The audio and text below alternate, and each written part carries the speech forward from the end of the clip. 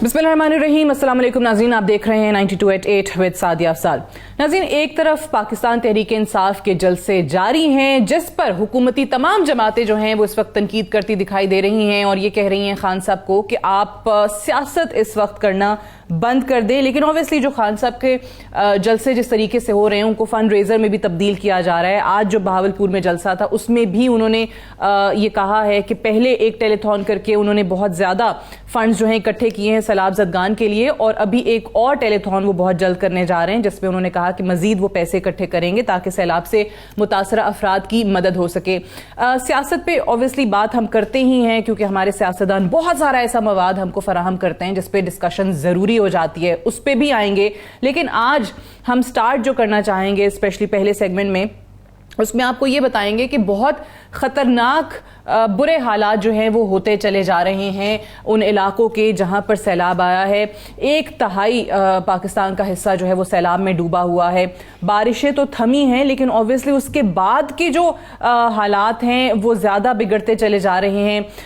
1250 से तजावुज़ कर गई है आपके अमवात की तादाद। 3 करोड़ 30 लाख अफराद मुतासर हैं।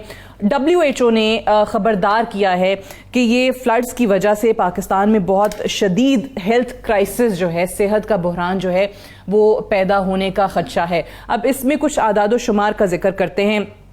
888 क्लिनिक्स और अस्पताल जो हैं वो तबाह हो चुके हैं, उनको नुकसान पहुंचा है, सैलाब की नज़र हो गए हैं। ऑब्वियसली जहां मेडिकल कैंप्स लग रहे हैं वहां पर भी बहुत मुश्किलात हैं, जहां पर स्पेशली पानी खड़ा हुआ है या जहां तक रसाई नहीं है क्योंकि सड़कें नहीं हैं, ब्रिजेस नहीं हैं। कैसे उन इलाकों तक पहुंचा जाए जहां पर लोग जो हैं वो ज़्यादा बुरे हालात में हैं, दवाइयों के मुंतज़िर हैं, जिनको फौरी तौर पर किसी ना किसी तरीके से मेडिकल ट्रीटमेंट की ज़रूरत है, वहां तक रसाई जो है वो नहीं मिल पा रही है। फिर स्पेशली बच्चे जो हैं, लाखों बच्चे जो हैं वो इसका शिकार हो रहे हैं। उनमें जो डिजीज़ बताई जा रही हैं, टाइफाइड हो गया, कॉलरा हो गया, मीज़ल्स, मलेरिया और पोलियो, इनके बहुत ज़्यादा चांसेस बढ़ गए हैं कि ये वहाँ पर इलाकों में हो सकता है क्योंकि पानी की वजह से जो बीमारियाँ फैल रही हैं उसके बायस ये बताया जा रहा है। फिर ख़वातीन के हवाले से अगर हम बात करें वो भी बहुत ही ज़्यादा गंभीर सूरत हाल है। 3 करोड़ 30 लाख मुतासर अफराद में से इस वक्त WHO के मुताबिक 6,50,000 ख़वातीन जो हैं वो प्रेग्नेंट हैं, वो हामला हैं और उनमें से 73,000 ख़वातीन जो हैं वो अगले महीने उनके बच्चे की जो है वो पैदाइश होनी है। तो 73,000 मतलब आप सोच लें कि 6.5 लाख ख़वातीन जो हैं वो प्रेग्नेंट हैं, बुरे हालात में हैं। उनके पास ऑब्वियसली खाने पीने की कमी भी है, अद्वियात भी जो हैं जिनकी ज़रूरत है वो नहीं पहुँच पा रही हैं। पहले इसके हवाले से हम बात करेंगे कि इस की जानिब क्या तवज्जो दी जा रही है, ना सिर्फ मरकजी हुकूमत की तरफ से, सूबाई हुकूमतों की तरफ से क्या कोऑर्डिनेशन है, किस तरीके से काम हो रहा है। हसन खावर साहब हमारे साथ मौजूद हैं, सीनियर रहनुमा पाकिस्तान तहरीक इंसाफ के। कैसर अहमद शेख साहब हमारे साथ मौजूद हैं, सीनियर रहनुमा PMLN के MNA हैं। आप दोनों को खुशामदीद कहते हैं। आप दोनों की इजाज़त से मैं शुरू करना चाहूँगी इस्लामाबाद से प्रोग्राम। हमारे साथ डॉक्टर शहजाद अली खान मौजूद हैं जो कि वाइस चांसलर हैं हेल्थ सर्विसेज अकेडमी के। डॉक्टर साहब बहुत बहुत शुक्रिया इस अहम टॉपिक पे आपने वक्त निकाला है। सबसे पहले तो बताइए कि वाकई हालात इतने बुरे हैं जो आदाद शुमार हम तक पहुंच रहे हैं। जी बिस्मिल्लाहिर्रहमानिर्रहीम, अस्सलाम वालेकुम। मेरा ख्याल है आपने जो प्रीएम्बल दिया उसमें काफ़ी सारी अपने फैक्ट्स बयान किए। जो इस तरह के जब होते हैं हादसा, फ्लड्स या इमरजेंसी डिज़ास्टर्स, उसमें 3 तरीके से या 3 फेजेस में तबाही आती है। एक इमीडिएट होती है, इमीडिएट यूजुअली फिजिकल होती है, डैमेज हुआ, इंजरीज हुई, लोग डूब गए, physical damage to the building, physical damage हो गई आवाम के साथ। और इसमें आपने बताया 1250 इसमें अमवात हुई हैं। जो दूसरा फेज़ होता है वो हेल्थ एमरजेंसी का होता है, यानी कि जब वो बेसरो सामान कैफियत में किसी जगह पे शेल्टर के बगैर या पेरिफेरी में होते हैं तो साफ़ पानी नहीं मिलता, खाने को खुराक नहीं मिलती, शेल्टर नहीं होता, इंसेक्ट्स और स्नेक बाइट्स बहुत होती हैं। फिर ये जो इस पीरियड के दौरान हमारे जरासीम और बैक्टीरिया जो कि मौजूद होते हैं एनवायरनमेंट में, ये हमलावर हो जाते हैं क्योंकि जो साफ़ पानी है और जो गंदा पानी है, ये फ्लड्स की वजह से, फ्लडिंग जब किसी इलाके में होती है तो वो वेस्ट वाटर को और नॉर्मल वाटर के सारे सबको मिक्स कर देती है, तो बहुत ज़्यादा चांस होता है इन्फेक्शंस का। तो हमारा जो इस वक्त आज और बड़ा अच्छा मतलब आपका ये टाइमिंग मेरे लिहाज से ठीक ठीक है कि हमें इस वक्त इसके ऊपर बात करनी चाहिए कि हम इसके लिए क्या कर सकते हैं। तो जो सबसे बड़ा खतरा है इस वक्त वो इन्फेक्शन डिजीज़ का है, कम्युनिकेबल डिजीज़ का बहुत ज़्यादा चांस है। हेपेटाइटिस ए और ई का बहुत चांस है क्योंकि ये पानी से फैलता है। ए एंड ई जी, ये पानी से फैलता है, ये हेपेटाइटिस बड़ा कॉमन है। कॉलरा और टाइफाइड का बहुत ज़्यादा चांस है। अब इसके अलावा आप देखें तो मलेरिया, इन जगहों पे जहाँ पानी ज़्यादा होगा, मच्छर होगा, वहाँ मलेरिया के बहुत चांसेस हैं। और पोलियो का भी पोलियो देखें 8 से 9 शहरों में हमारे वेस्ट वाटर में पोलियो सैंपल वायरस पॉजिटिव आया है। तो जब वो सारा waste water normal flood water से मिक्स होगा तो वो तकरीबन हर किसी को प्रोन कर देगा। तो ये बहुत ज़्यादा है। इसके अलावा जो हमारा एक 2-3 चीज़ें जो और हमें जिसका बहुत ज़्यादा खतरा है कि पहले ही आपको पता है मेल नरिशमेंट बहुत ज़्यादा है हमारे यहाँ। विटामिन डी डेफिशिएंसी औरतों में, वेस्टिंग, स्टंटिंग, अंडरवेट, ये बहुत ज़्यादा है वुमेन और चिल्ड्रन में।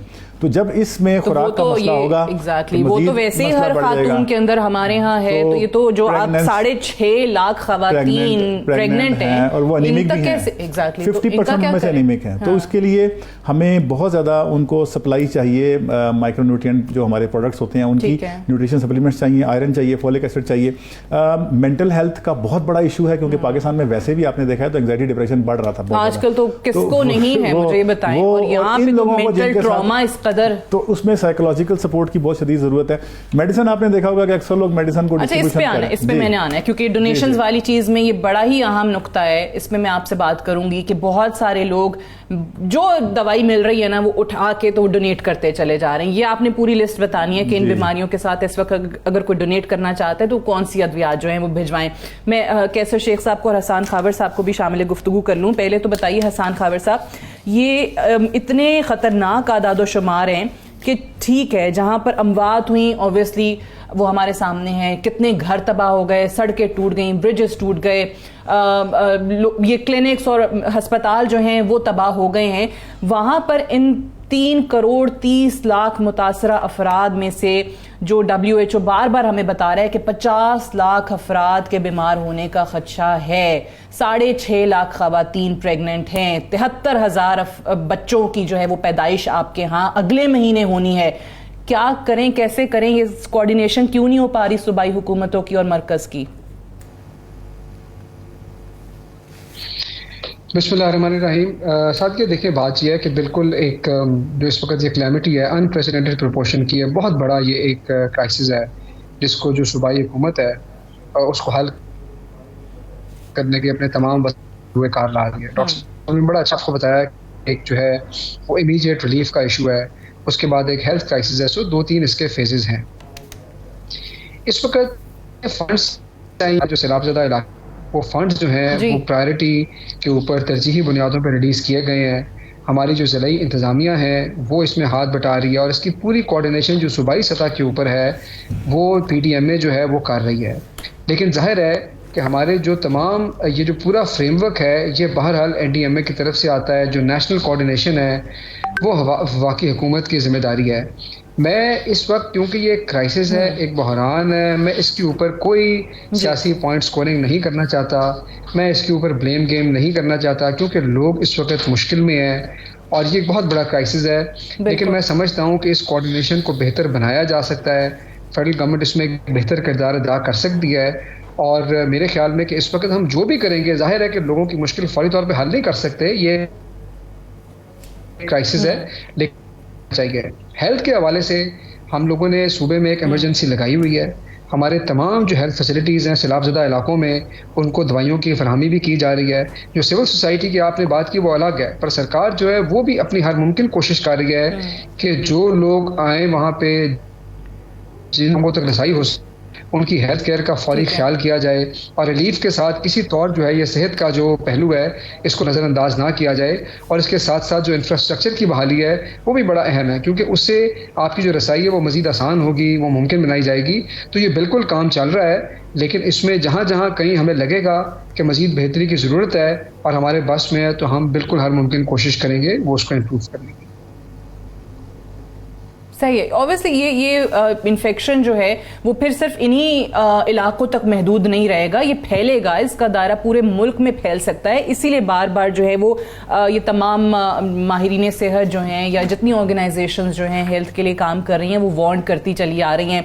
आपने जो बात की उसी को आगे बढ़ाते हुए कैसर अहमद शेख साहब, ये जिस तरीके से हसन खाबर साहब भी कह रहे थे कि कोऑर्डिनेशन ऑब्वियसली विफाक का काम है, बट अनफॉर्चुनेटली यहाँ पर हम देख रहे हैं सूबाई हुकूमतों के साथ लैक ऑफ कोऑर्डिनेशन है, स्पेशली जहाँ पर पाकिस्तान तहरीक इंसाफ की हुकूमत है वहाँ पे ऑब्वियसली बार बार ये कहा जा रहा है, उनकी तरफ से भी शिकायतें आती हैं कि वहाँ पे उस तरीके से राब्ता हमारा नहीं है जैसे होना चाहिए। सो एनडीएमए को लेकर भी जो अभी इन्होंने बात की है, आपके खुद हुकूमत में बैठे लोग जो हैं वो एनडीएमए के हवाले से ये शिकवा करते दिखाई देते हैं कि एनडीएमए कुछ नहीं कर रहा।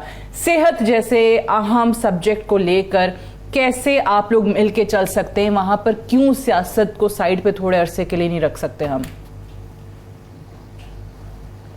बिस्मिल्लाहिर्रहमानिर्रहीम। सादिया, आपने बड़ा अच्छी बात की। मैं तो पहले दिन से यही कह रहा हूँ, ये तो आज एक इंतहाई ज़्यादा तकलीफ़ दे मामलात हैं।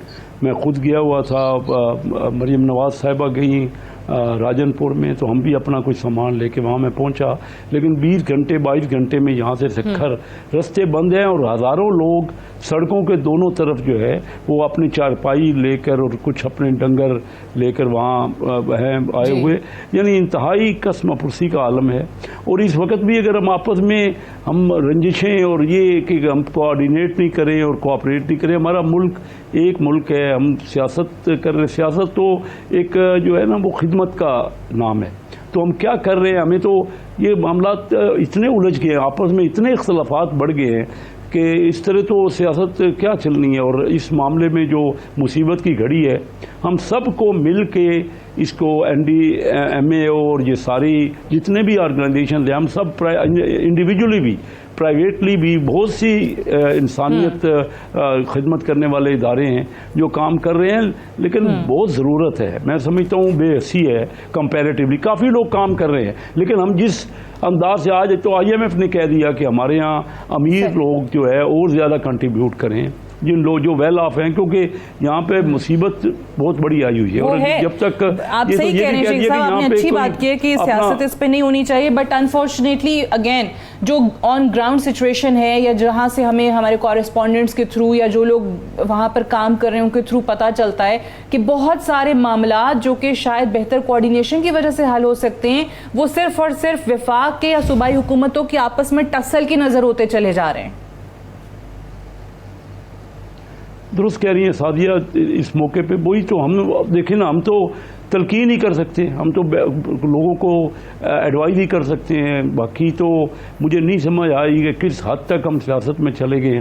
अभी सियासत का वक्त आएगा, उस वक्त सियासत करेंगे, लेकिन जो हालात हैं उसमें मैं गुजारिश करूंगा अपने तमाम वेल ऑफ लोगों को, क्योंकि मैं नुमाइंदगी करता हूं काफ़ी जो हमारे बिजनेस की कम्युनिटी के लोग हैं, कि हमें बहुत ज़्यादा बढ़ चढ़ कर हिस्सा लेना है। लोग तकलीफ में हैं। और आज तो IMF ने बड़ी, मुझे तो मेरे रोंगटे खड़े हो गए जब IMF ने कहा कि यहाँ पे जो है वो जॉब्स में हमने एम्प्लॉय नहीं किया, लोगों को रोज़गार नहीं मिला और बड़ी आपस में फासले बढ़ रहे हैं, अमीर का और गरीब का फासला बढ़ रहा है। और क्यों ये कोई और राह ना इख्तियार कर ले, जिसका ये जो वान किया जा रहा है ना, तो अभी भी हम समझ जाएं। और अगर हमारे इख्तलाफात सियासी जमातों में भी इस वक्त भी रहे तो ये मुल्क के लिए इंतहाई ख़तरनाक है। और हम सबको मिल के, लेकिन इस वक्त मैं समझता हूँ कि एक इंसानी जो है ये अल्लाह ताला की तरफ से आया हुआ ये इंसानी जो ख़तरात हैं ज़िंदगियों को भी और जानवरों की और फसलों की, बहुत ज़्यादा तकरीबन बिलियंस ऑफ डॉलर्स का नुकसान हो गया मुल्क की इकानमी को। और हमने इस वक्त हम बिल्कुल हुआ, ये आपने सही कहा, ऑब्वियसली बहुत सारे मुआयना करना है, उन इलाकों में मुआयना करना है। ये जिस तरीके से आप कह रहे हैं कि ऑब्वियसली ये एक मुसीबत है, एक अजाब है, आप जो कह रहे हैं अल्लाह की तरफ से आया। लेकिन इंटरेस्टिंग बड़ी गुफ्तगू डॉक्टर साहब से मेरी प्रोग्राम से पहले हो रही थी, बहुत सारी चीज़ों की डॉक्टर साहब आपने निशानदेही की और आपने बहुत सारी चीज़ों को मैन मेड भी कहा। वो क्या चीज़ें आपकी नज़र में? आपने देखा होगा कि जब क्लाइमेट चेंज का तो एक हम सुन रहे हैं ना, ऑब्वियसली वो तो है, बट हमारे मुल्क में क्या man made? If you see the videos you will find, आपको नजर आएगा कि पानी के रास्ते में घर बने हुए हैं, पानी के रास्ते में होटल बने हुए हैं, पानी के रास्ते में पूरी कॉलोनीज बनी हुई हैं। तो अगर हमें पता है 2010 से लेके अभी तक मुसलसल हमारे 2-3 साल के बाद एक सैलाब का इस तरह का वो आता है, तो जो उसकी एक भल सफाई जिसको कहते हैं, और जिस तरह से आप कहते हैं कि प्लानिंग इस तरह की हो, अर्बन प्लानिंग के उन जगहों पे घर आबादियों को ना घर बनाने दिए जाएं, तो अगर ये होता तो शायद हमारी बहुत ज़्यादा अमवात और डिस्ट्रक्शन कम होती। प्लस जब वो रास्ता आप रोकेंगे दरिया का इस तरह की कॉलोनीज और आबादी करके और वो चीज़ें बना के, तो उसने कहीं ना कहीं से तो निकलना है, तो वो उधर से नहीं निकलेगा, वो बाकी जगहों पे भी जाके तबाही फैलाएगा। सो प्लानिंग में फ्यूचर के लिए मुझे लगता है कि हमें सबसे ज़्यादा जो वाटर मैनेजमेंट के ऊपर ज़्यादा काम जरूरत है, वो मेरा शोभा नहीं है, लेकिन 2010 में भी डेफिनेटली जो सड़कें, जो ब्रिजेस तबाह हुए और उसके बाद वो बने पहले वाले सैलाब में, वो भी गिर गए। आप सोचेंगे वो क्वालिटी ऑफ कंस्ट्रक्शन क्या थी, तो वो किस तरीके से बनाए गए, क्योंकि बारिशें और वेदर पैटर्न हर किसी को पता है। लोग कहते हैं ना क्लाइमेट चेंज होगा, क्लाइमेट चेंज हो चुका है, इट इज़ हियर, और वेदर पैटर्न चेंज हो चुका है टोटली। गर्मी सर्दी आप हम देख रहे हैं सब, और बीमारियां भी इसी वजह से बढ़ रही हैं। ठीक है, तो जो अभी हम पहले बात इस पे आते हैं बिल्कुल कि अद्वियात कौन कौन सी जिनकी ज़रूरत है, क्योंकि बहुत सारे लोग जो हैं जहाँ पर वो कपड़े भिजवा रहे हैं, टेंट्स भिजवा रहे हैं, अद्वियात भिजवा रहे हैं, और ये भी हमें अलखिदमत और इधर उधर जितनी भी फलाही इदारे काम कर रहे हैं उनसे सुनने को मिल रहा है कि बहुत सारी अननेसेसरी दवाइयाँ जो हैं वो आ रही हैं जिनकी ज़रूरत ही नहीं है। बिल्कुल ऐसे ही है। एक चीज़ तो मैं आपको बता दूं कि जो मेरा अपना पूरे पाकिस्तान में हमने ऑब्जर्वेशन की है, और हमारे फील्ड में लोग भी गए हुए हैं, हमारे बहुत सारे वाइस चांसलर जिस वक्त फील्ड में हैं, जो रिस्पांस है हेल्थ का वो अनप्रेसिडेंटेड है। मतलब ऐसा नहीं है कि रिस्पांस अच्छा नहीं है। बहुत सीनियर ऑफिसर्स, बहुत senior doctors, vice chancellor, professors वो फील्ड में हैं पूरे पाकिस्तान में। मैं अभी नाम नहीं लेना चाहता, लेकिन बेतहाशा किस्म के हमने देखे हैं, और बहुत ज़्यादा ऑर्गेनाइजेशंस भी फील्ड में हैं। सो रिस्पांस तो हो रहा है, और चैरिटी मैं हमेशा कहता हूँ पाकिस्तानी चैरिटी में नंबर 1 है दुनिया में। तो बुरा वक्त पड़ता है हम सारे इकट्ठे हो जाते हैं, लेकिन इसको चैनल करना इस तरीके से कि लोगों को फ़ायदा हो, उसके लिए जिस तरह आपने कहा, तो मेडिसिन में सबसे पहली चीज़ तो ये है कि हमें इस वक्त इमीडिएटली फोकस करना चाहिए वैक्सीन्स के ऊपर। तो कुछ वैक्सीन्स फ्री हैं, और कुछ वैक्सीन्स NIH की आप एडमिनिस्ट्रेशन से बात करके वैक्सीन ले सकते हैं, लाइक टाइफाइड है, कॉलरा है। तो अगर हम इसमें आपको पूरी सपोर्ट मिल रही है, पूरी सपोर्ट मिल जाएगी वहाँ से, और वो कहते हैं कि हम विलिंग है देने के लिए। लॉजिस्टिक्स के थोड़े से पैसे होंगे, बहुत ही सस्ती और no cost, no profit basis पे वो देंगे।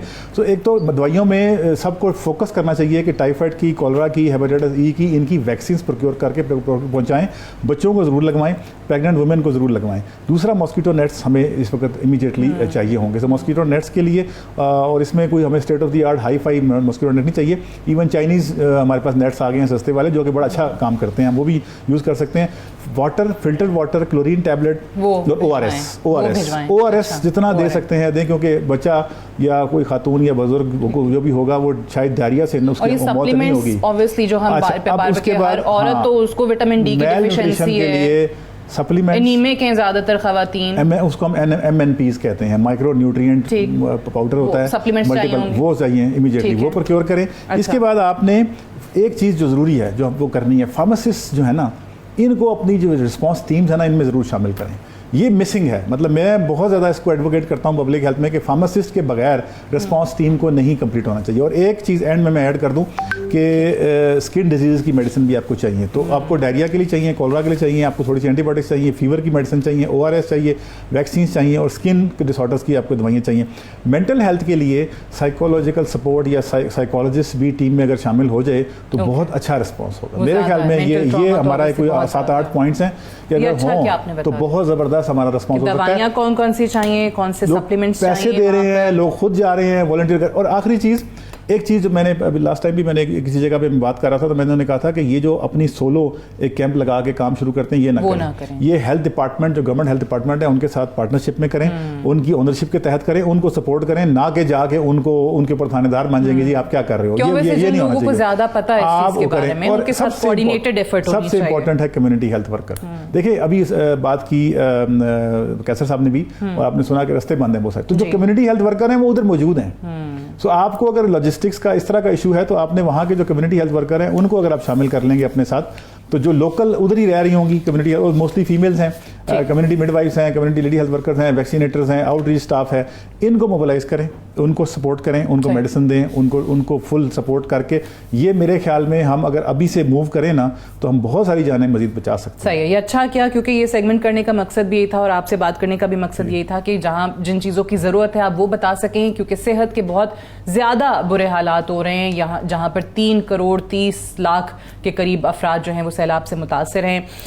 तो डॉक्टर साहब ने तफसीली बता दिया कि जिन जिन चीज़ों की ज़रूरत है, ताकि जो गैर ज़रूरी चीज़ें हैं वो वहाँ ना पहुँचें। और अद्वियात हो गई, चाहे वो वैक्सीन्स हैं, अद्वियात हैं, सप्लीमेंट्स हैं, स्किन डिजीज़ का आपने कहा कि वो बहुत ज़्यादा हैं, उससे के हवाले से, और जो हेल्थ वर्कर्स हैं उनकी कोऑर्डिनेशन के साथ ये एफर्ट जो है होनी चाहिए। Doctor Shahzad Ali Khan sahab, vice chancellor health services academy, thank you very much for talking to us. Break लेंगे, ब्रेक से वापस आएंगे। कैसर अहमद शेख साहब, हसान खाबर साहब हमारे साथ मौजूद होंगे, कुछ सियासी मामला पे बात करेंगे right after the short break. Stay tuned.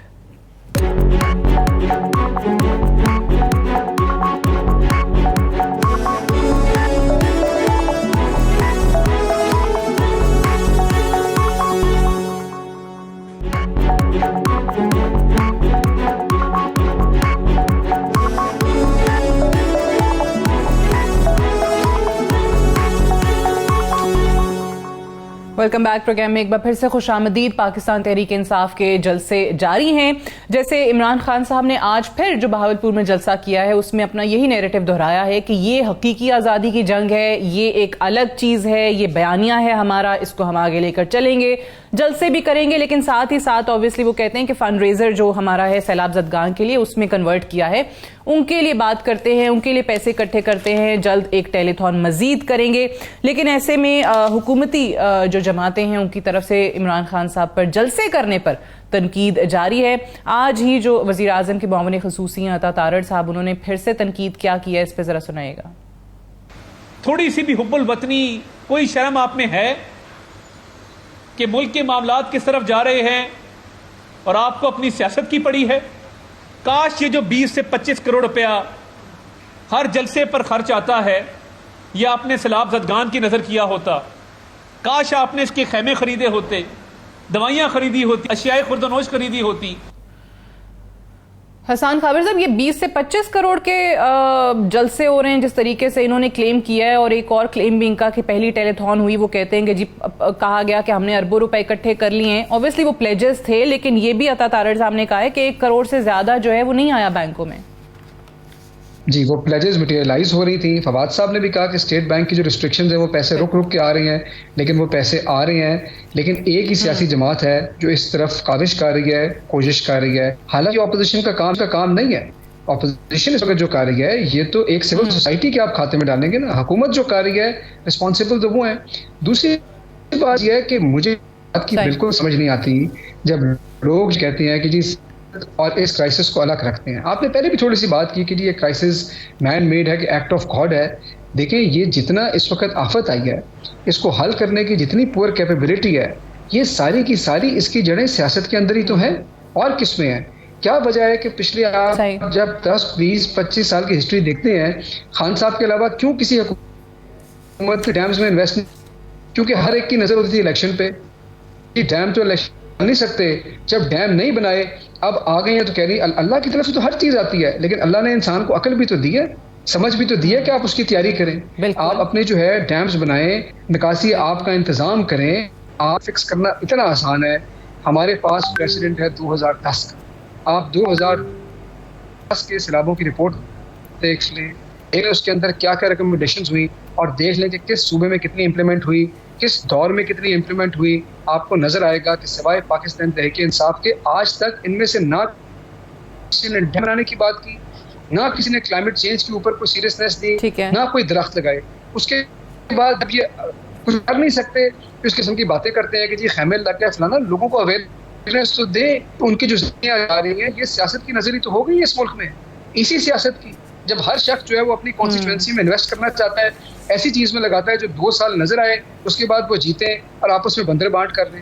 तो ये सारे जो क्राइसिस हैं, जब स्टेट मैनेज नहीं कर सकती, इसकी तमाम की ऑप्टिक्स मैटर कर रहे हैं ना यहाँ पे सबके लिए हलकों के अंदर, जिस चीज के ऊपर अगले इलेक्शन में वोट पड़ जाए हमें। तो आप देखें, बिल्कुल ऑप्टिक्स मैटर करते रहे हैं, और यही तो सियासत है। आपकी सियासत ऑप्टिक्स की नजर हो गई है।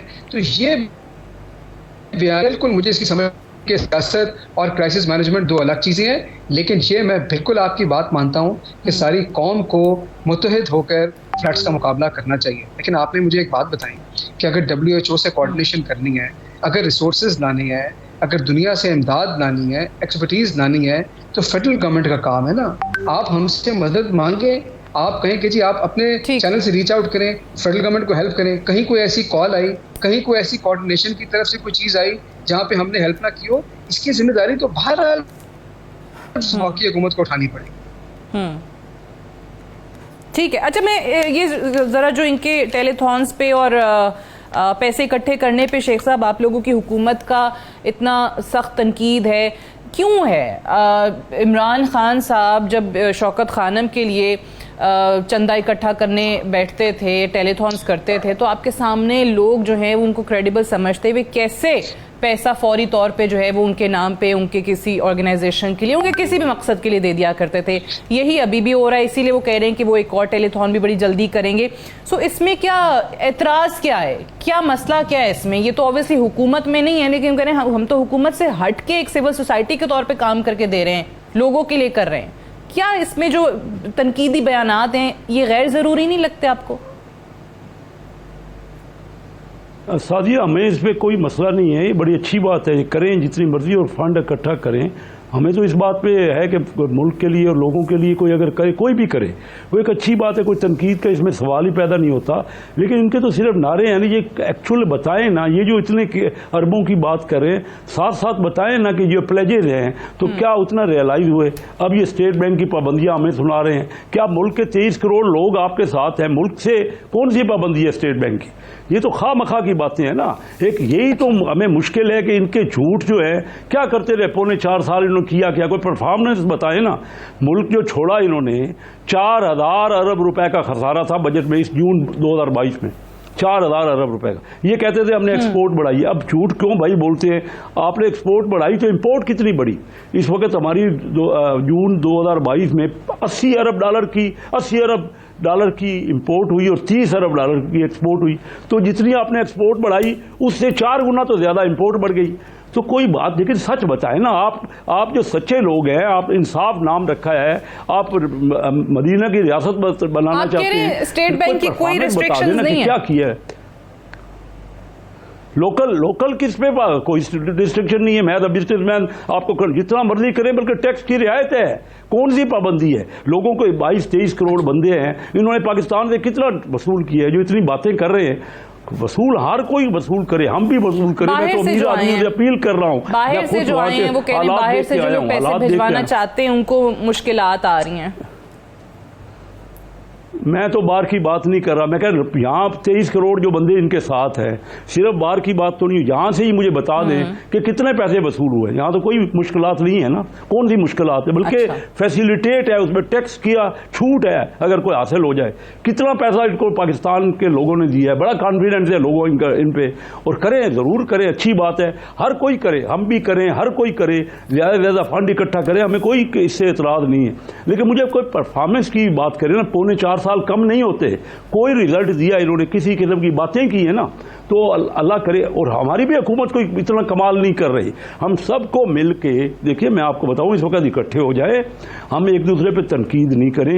इनके 4 सालों में जो ग्रोथ हुई है, एवरेज ग्रोथ 2% हुई है, आखिरी साल बिल्कुल 6% पे इन्होंने छोड़ा है, लेकिन पीछे नेगेटिव थी ग्रोथ। अगर एवरेज गिन लें तो 2-2.25% की इनकी पौने 4 सालों में ग्रोथ है। इतनी हमारी आबादी बढ़ रही है, तो क्या हमने रिजल्ट दिया? हमारा मुल्क तो इस वक्त दुनिया के आखिरी मुल्कों में पर कैपिटा आप ले लें, टोटल GDP ले लें, 1990 में, आज से 32 साल पहले इंडिया 4 गुना था उनकी इकानमी, आज 12 गुना हो गई है। वो 4 गुना थे हमसे, आज 12 गुना। हम हमारे ख़त्म ही नहीं होते, हर पार्टी कहती है जी मैंने कमाल कर दी है।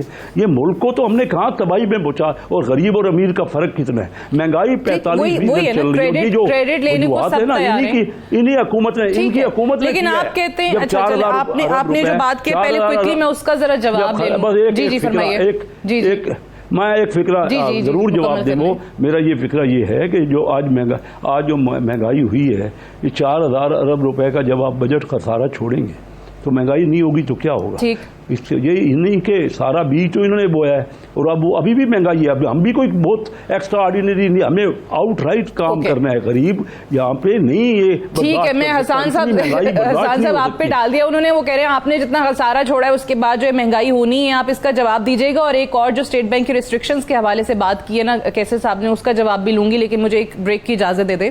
ब्रेक से वापस आएंगे, हम डिस्कशन को यहीं आएंगे। Stay tuned.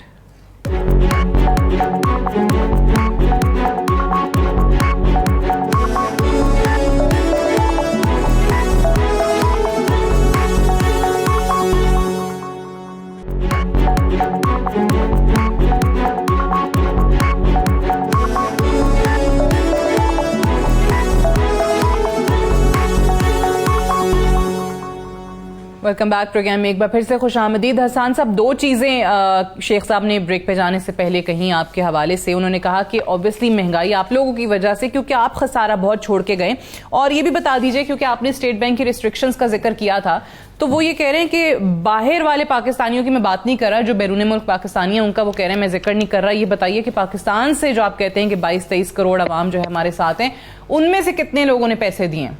देखिए, रिस्ट्रिक्शंस का जो मैंने हवाला दिया वो तो बाहर की तरफ से जो पेमेंट्स आ रही है वेबसाइट से, उसी हवाले से कहा था। जाहिर है कि लोगों को कोई रिस्ट्रिक्शन नहीं है, लेकिन मुझे तो समझ नहीं आ रही इसमें एतराज़ क्या है। मतलब एतराज़ की बात क्या है कि हमने जितने पैसे प्लेज किए हैं वो मटेरियलाइज होते हुए थोड़ा सा टाइम ले रहे हैं, लोग कर रहे हैं, या हमें ये करना ही नहीं चाहिए। तो ये पूरा पाकिस्तान का ये सवाल है कि आप क्या सवाल कर रहे हैं। आप हमारा हाथ बटाएं, आप पैसे रेस करें, हम आपको सारे अकाउंट भी देंगे। हमने बेहतरीन, हमारी मोस्ट क्रेडिबल, जो हमारी most experience doctor Sania Nishtar, उनको कहा है कि जी इसकी डिस्पर्समेंट के ऊपर, इसके खर्चे के ऊपर आपने इसको ओवरसी करना है। मुझे तो समझ नहीं आती इसमें इशू क्या है। दूसरी बात ये है कि ये कहना ब्लेम गेम, ठीक है आप एक हद तक कर लेते हैं, सियासी बात करती हैं।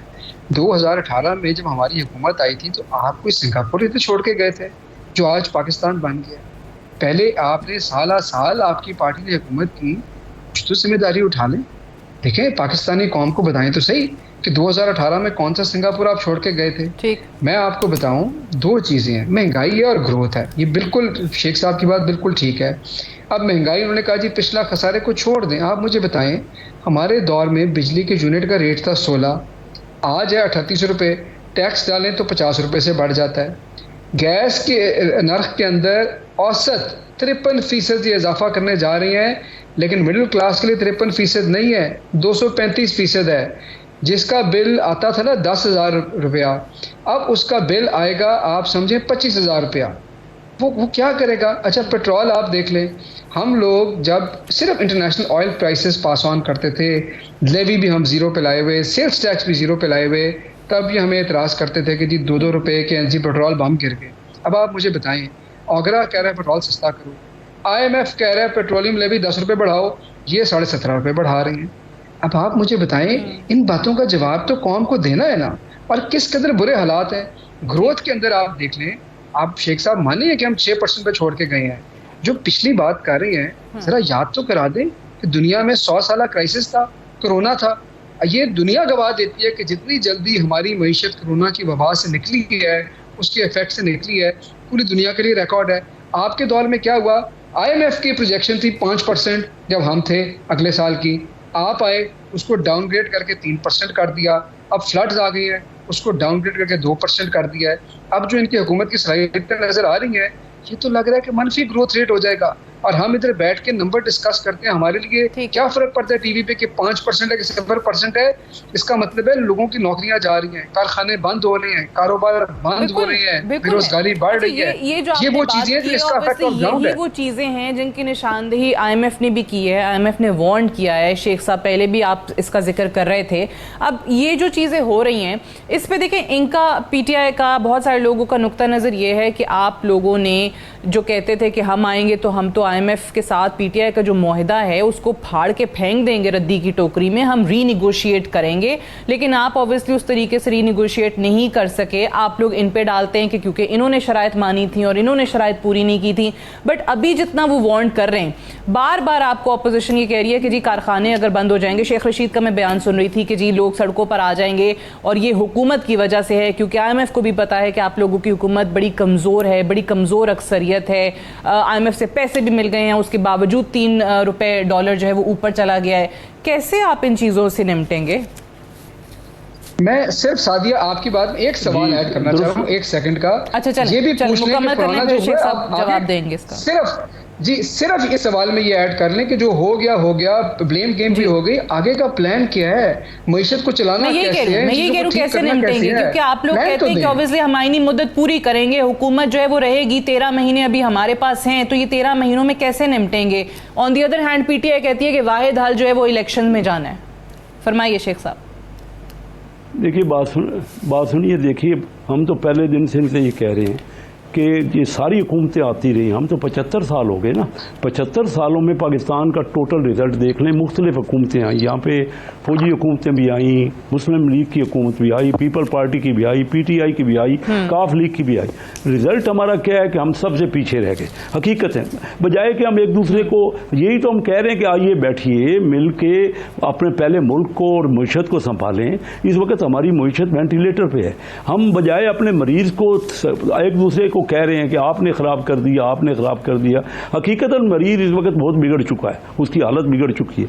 बात यह है कि हमारी इकॉनमी के लिए हमें कम से कम फैसले। मुझे पता है आप अच्छे नियत से बात कर रहे हैं, आप हमेशा बड़ी पॉजिटिव बात करते हैं, बट शेख साहब मुझे बताएं, आपके बहुत सारे लोग इनके बारे में जो बयानात देते हैं, जिस किस्म की जबान इस्तेमाल करते हैं, और फिर आप इनको कहते हैं कि जी आके बैठे, आप कहते हैं इन्होंने तो बेड़ा गर्क किया है, तो फिर इन्हीं को क्यों बिठाना है, इनसे क्यों मशवरा करना है, आप लोग आए हैं तो आप खुद ही ठीक करें। फिर देखिए सादिया, आप तो क्योंकि बड़ी नॉलेजेबल हैं, दुनिया के किस मुल्क में ऐसा हो, जब एक इलेक्शन हो जाता है ना, तमाम पार्टियां मिलके बाद मिनिमम कॉमन एजेंडा बनाते हैं, कोई भी एक पार्टी इसको नहीं संभाल सकेगी। मैं आपको एज अ बिजनेसमैन ये बता रहा हूं कि हालात बड़े बिगड़ गए हैं और आम आदमी नुक्ते पे आ रही थी कि आप मानते हैं कि कोई अकेली पार्टी नहीं संभाल सकती। मैं कहता हूं, मैं तो कह रहा हूं, तमाम कम अज़ कम इकानमी पे दुनिया के दूसरे ममालिक का भी तजर्बा हमारे सामने है, और हम तो एक दूसरे को यही कहते रहेंगे कि आपने बुरा किया और आप, ओवरऑल बिगड़ चुका है, मामलात ख़राब। इस वक्त इलेक्शन का वक्त नहीं है। अगर आप जलसों में जैसे कि 15-20 करोड़ रुपया खर्च करते रहेंगे, ओ भाई जाके हालत देखे, मैं खुद 20 घंटे रोड पे रहा हूँ, मैं खुद गया। मुझे बताइए 25 सितंबर को 9 हल्कों में क्यों करा रहे हैं? आपको पता है कि खान साहब ने अगर जीतना भी है तो उन्होंने रिजाइन कर देना है, उसके बाद ये क्यों करा रहे हैं? सैलाब भी आया हुआ है, फिर ये भी मुलतवी कर दें बाय इलेक्शन। ये तो इनको पता, ये देखिए ना, ये आप अंदाजा कीजिए ना कि एक तरफ इलेक्शन लड़ते हैं, दूसरी तरफ रिजाइन करते हैं, फिर खुद सारे लड़ रहे हैं। मुझे क्या, हम जमहूरियत का मजाक बना रहे हैं? क्या चाहते हैं हम? कोई बताइए तो सही, इस तरह मुल्क तरक्की कर रहा है, कोई तो बात बताए ना कि इनका लॉजिक क्या है। खुद इन्होंने इलेक्शन लड़ना है और उस पर खर्च करना है, और सारी जो लोगों को कहना है कि आप वोट देने आए, दूसरे दिन इन्होंने रिजाइन कर देना है। कोई बात तो हमारी समझ में भी आए ना, चलो जो आप ये समझ जाएं। मकसद सिर्फ ये है कि हम मिल के अपने मुल्क के बारे में सोचें। ये इलेक्शन का वक्त नहीं है अभी, इस वक्त देखिए, अगर इस वक्त इलेक्शन हमने करा दिए ना, तो ये कौन संभालेगा? अगले 3 महीने इंटरिम हुकूमत जो आएगी वो तो मेजर डिसीजन नहीं कर सकती। हमें तो मेजर डिसीजन करने हैं इस वक्त। अभी FATF की आने वाली है टीम, उसने भी स्टडी करना है। अगर हम अभी अपने ग्रे लिस्ट से नहीं निकले तो बताइए ना कि ये मामलात, और इन मामलात में हमारे मुल्क का फायदा है। ये इन्होंने भी अच्छे काम किए हैं, मैं नहीं कह रहा कि इनकी नीयत खराब है, हम सब पाकिस्तानी हैं, लेकिन हमें बैठ के सिर्फ हम एक दूसरे पे यही इल्ज़ाम लगा, वो चोर, वो डाकू। मैं तो रहा ना, मैं 25 साल से असम्बलियों में जा रहा हूँ, लेकिन ये पहली बार जो ये पिछले 4 साल गुजरे हैं, एक दूसरे के ऊपर दुश्मन तराजी, एक दूसरे के ऊपर यानी गालम गलोच और किताबें फेंकना और हर किस्म का हमने प्रोडक्टिव काम किया है। अगर हमने बैठना ही नहीं है, आप कहती हैं हर एक को बैठना पड़ेगा। देखिए जो इंडिया में आप देखिए क्या ऐसा होता है कि वो किसी के साथ अगर पेंडेमिक है, आप देखिए, मैंने पहले ही कहा था कि आप उन लोगों में से हैं जो पॉजिटिव बात करते हैं, होना भी यही चाहिए। लेकिन ऑब्वियसली खान साहब की आपने बात सुनी होगी, वो बरमला कहते हैं कि एक नुक्ते पे मैं इन लोगों के साथ बैठूंगा और वो इलेक्शंस हैं, कि आप लोग इलेक्शंस के लिए तैयार हो जाएं, और उसके बाद इलेक्शंस कैसे कराने, क्या तरीका कार है, उस चीज़ पे वो आपसे बात करने को तैयार हैं। बट हसन खावर साहब, ये जो शेख साहब कह रहे हैं, ये सभी लोगों का ही नुक्ता है कि भाई आप लोग बाई इलेक्शंस में जा रहे हैं, खान साहब जीतेंगे, फिर वो 9 हल्कों से रिज़ाइन कर देंगे। इवन इलेक्शन कमीशन ने भी ऑब्वियसली वो अखराजात की लिस्ट बताई कि एक हल्के में बाई इलेक्शन कराने के कितने जो हैं वो खर्चे होते हैं, और बार बार PMLN PDM की तमाम जमातें खैर ये बात करती हैं कि ये इलेक्शन का वक्त नहीं है। आपने शेख साहब से सुन लिया, FATF की टीम अक्टूबर में आ रही है, पाकिस्तान ने ग्रे लिस्ट से निकलना है, उसके बाद IMF के साथ जो मामलात हैं, वो कह रहे हैं केयर टेकर गवर्नमेंट कैसे करेगी, वो तो नहीं कर सकते। पहला सवाल, क्या हमने 9 हल्कों से इस्तीफा दिया था जहां आज इलेक्शन हो रहे हैं? असल तो सवाल ये है ना, क्यों 9 हलकों में करवा रहे हैं? पहले हमारे इस्तीफे तो मंजूर करते, जो कि मंजूर शुदा थे, उनको कैसे रोका हुआ है? इस मुल्क में ही हो रहा है, इलेक्शन कमीशन के सामने हो रहा है। हमने कितनी सीटों से इस्तीफा दिया, इन्होंने कितने मंजूर किए? एक तो जमहूरियत का तमाशा बना दिया। दूसरी बात ये कि ये तो PDM तो हमेशा कहेगी इलेक्शन का टाइम नहीं है, क्योंकि ये हुकूमत में जो है, ये हुकूमत में रहेंगे तो ये तो कहेंगे असेंबली की मुद्दत तो आप 100 साल कर दें। इनका तो दिल नहीं करता, इनके जो लीडर हैं उनका उतरने का। लेकिन मैं आपको लॉजिकल बात बताऊं, डिसीजन जो मेजर लेने थे, IMF से तो मुआहदा हो गया रिज्यूम, जितने डिसीजन IMF के अकाउंट पर लेने थे वो तो ले चुके हैं, कोई डिसीजन नहीं लेना आप। बाकी रह गया FATF का बजट, वो अक्टूबर में है। अगर यही वजह तो नवंबर में इलेक्शन अनाउंस कर दें, फिर मसला क्या है? अगर मिशन का ही वेट कर रहे हैं, वो तो अक्टूबर में है, उसके बाद तो उन्होंने अपनी कार्रवाई करनी है। आप नवंबर में कर दें इलेक्शन। कौन सा उस विजिट के अंदर ऐसा, बल्कि अच्छा इंटरिम गवर्नमेंट होगी, वो एक बिल्कुल ऑब्जेक्टिव तरीके से उनको दिखाएगी कि ये पिछली हुकूमतों ने ये काम किया, आप आके देखें, अपनी रिपोर्ट करें। वो सिर्फ इसलिए आ रहा है मिशन कि जो चीज़ें हमने FATF में रिपोर्ट की हैं कि हमने की हैं, उन्होंने ऑन ग्राउंड आके उसको वेरीफाई करना है। हमारा बैंकों का निज़ाम, कवानीन। मुझे एक बात बताएं कि ये ऑब्वियसली हुकूमती लोग आपको एक जो तजवीज़ देते हैं, एक प्रपोजल उनकी तरफ से आता है, वो कहते हैं इलेक्शन तो हमने नहीं कराने, वो तो आईनी मुद्दत जब असेंबली पूरी करेगी, हुकूमत का टाइम होगा 13 महीने बाद, वो तब की तब देखेंगे। अभी वो कहते हैं कि अगर आपको बहुत ज़्यादा मसला है ना तो आ जाएं, पार्लियामान में बैठ जाएं, आप ऑपोजिशन का अपना किरदार अदा करें, और अगर आपको वाकई लगता है कि हम इस काबिल हैं तो ठीक है, हम जैसे लेकर आए थे नंबर पूरे करके तहरीक अदम एतमाद, आप हमारे खिलाफ लेके आ जाएं। देखिए सादिया, दो बातें हैं ना, दो तरीके से आप बात कर लें। या हम सियासी बात कर लें और सियासी आर्गूमेंट दे दें, या हम बिल्कुल हम कहें जी हमने आइन के मुताबिक चलना है। अगर आपने आइन के मुताबिक चलना है और आप कहते हैं जी हम अपनी आइनी मुद्दत पूरी करेंगे, तो हमने भी तो उसी आइन के मुताबिक इस्तीफे दिए हैं ना। वहाँ पे तो आपने सियासत कर लिया है, वहाँ पे आपने आइन का मजाक उड़ाया है, जहाँ आपको सूट करता है। आप कहते हैं मुद्दत हमने पूरी करनी है, और बीच में ये कोई हमारे और इनके बीच में तो नहीं है, 22 करोड़ अवाम भी तो है। तो जो इस वक्त उनके सर पे तलवार लटकी हुई है, अभी शेख साहब से आपने पूछा, शेख साहब ने बताया कोई उन्होंने प्लान नहीं बताया, किसी टीवी शो पे किसी को प्लान है ही नहीं, कोई प्लान नहीं है इनके पास। ये अगले 13 महीने ये इसी तरह पाकिस्तानी अवाम के सर पे अजाब लटकाना चाहते हैं। हम नहीं चाहते, अवाम का भी तो सोचना है ना। और अगर सियासी आर्गूमेंट देना है फिर मान जाएं कि ये कमज़ोर हुकूमत से ये चीज़ नहीं चल सकती, अवाम के पास जाएं, फेयर एंड फ्री इलेक्शन कराएं, फ्रेश मैंडेट के साथ 5 साल के लिए हुकूमत जो भी आए वो 5 साल की पॉलिसियाँ लेके आए, ताकि मुल्क में सियासी इस्तेहकाम आए। सियासी इस्तेहकाम आएगा तो फिर ही मुआशी इस्तेहकाम आएगा, उसके अलावा और कोई चारा नहीं। अभी तो इनको इलेक्शन की फिक्र पड़ जानी है, फिर देखें इन्होंने क्या इस IMF के प्रोग्राम का सत्यानाश कर रहे हैं। ये हर दफा होता है। ये जिस तरीके से चीजें चल रही हैं, मैं तो बार बार ये कह रही हूँ कि जब तक नहीं आप लाएंगे सियासी इस्तेहकाम, मुआशी इस्तेहकाम, हर कोई मानता है कि नहीं आ सकता, क्योंकि आपकी पॉलिसीज का नहीं पता है, आपको पता ही नहीं है कि आपने किस तरीके से चीजें चलानी है। कोई भी हुकूमत आए, किसी भी जमात की हुकूमत आए, लेकिन वो हुकूमत फिर एक स्टेबल हुकूमत हो, आपके सियासी हालात स्टेबल हों, तो ही आप इकोनॉमिक स्टेबिलिटी ला सकते हैं। और स्पेशली इन हालात में जब आपके 3 करोड़ से ज़ायद और सिर्फ सैलाब से मुतासिर हैं, जहां से हमने प्रोग्राम शुरू किया था, इतनी बड़ी तादाद में बीमारियां फैलने का खदशा जो है वो WHO की तरफ से जाहिर किया जा रहा है, तो थोड़े अरसे के लिए हमें उन चीज़ों को फोकस कर लेना चाहिए। बाकी सियासत जो है वो